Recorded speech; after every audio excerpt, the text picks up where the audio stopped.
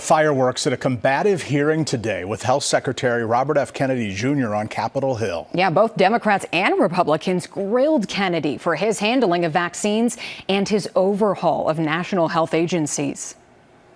You promised to uphold the highest standards for vaccines. Since then, I've grown deeply concerned.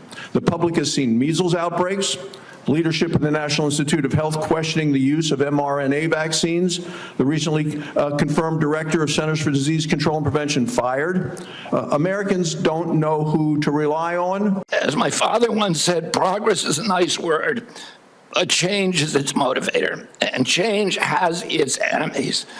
That's why we need new blood at CDC. That's also why it's imperative that we remove officials with conflicts of interest and catastrophically bad judgment and political agendas.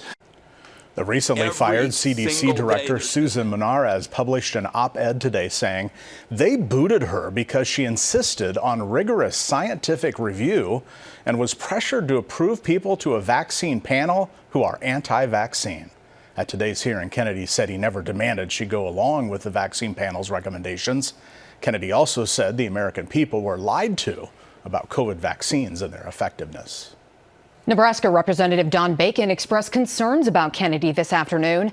Bacon says he is a fan of vaccines and says if people stop taking them, he fears we'll see polio come back. Bacon added that he views Kennedy's ideas on agriculture as alarming. To oppose GMO corn or vaccinations of cattle, herbicides, what that actually means, if that was made policy, is we would be producing less beef, less pork, less corn, less soybeans, and we'd be able to feed less people in the world. We have these, in scientific inventions in place so that we can grow corn in drought areas or flood areas, that we can save more of our cattle from diseases. A draft of a policy from Kennedy obtained by the Associated Press does not call for significant changes to farming policies. It does call for an awareness campaign to raise confidence in pesticides.